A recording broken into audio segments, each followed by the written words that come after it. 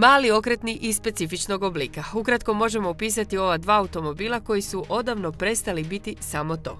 Pa sigurno je neka retromanija ili sjećanje na filmove, ali u principu kako nisam uopće luda za autima, to je jedini auto kad me netko pitao još o onim leksikonima u osnovnoj i srednjoj školi što bih htjela voziti, to je bio jedini auto koji sam znala navesti. Pa dok nisam vidjela i isprobala novu Bubu, nekako sam bila uopće skeptična prema tim novim modelima i mogu reći da sam i dalje Bubu nostalgičar, voljela bi da se i stara Buba baš u svom istom obliku i dalje proizvodi. Ali eto, kao što sam rekla, to je bila moja prva ljubav, a ovo je moja druga ljubav.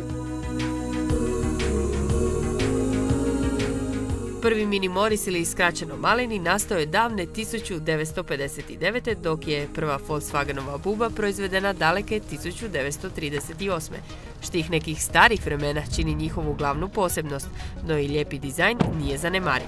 Prvi put kad sam sjela u njega me oduševilo upravo ovaj unutarnji dio koji je još više retro nego cijeli model i upravo ovaj veliki zapravo nekakav brzinomjer sa radijom, kombinacija ovog bijeloga i crnoga.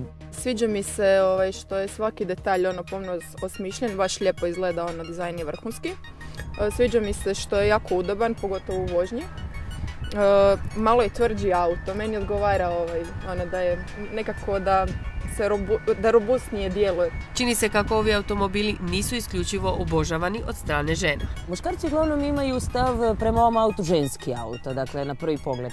Ali kad sjednu jednom u njega, kada imaju ovaj nekako pomalo spušteni zapravo sjed, spušteno nekako gledaš sve prema gore, onda se valjda njima i to svidi, podsjeća ih na bolid, ja pretpostavljam. Uglavnom dobivam komplimente da dobro vozim, ali često se drže za ovo tu i ovako, kao malo polakše. Velike brzine, ali i velike cijene ovih automobila odredile su i profil kupaca. Oni su mladi i urbani ljudi sa stilom. Stoga nije trebalo dugo nagovarati naše dvije dame da zamijene automobile.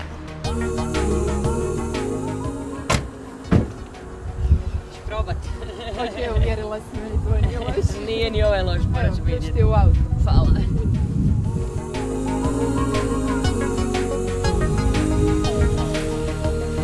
Ipak neke ljubavi teško je preboljeti, pa tako naša voditeljica ostaje pri svom mišljenju. Definitivno moj od nedavno najdraži auto. Mi se samo možemo složiti da se o ukusima definitivno ne raspravlja.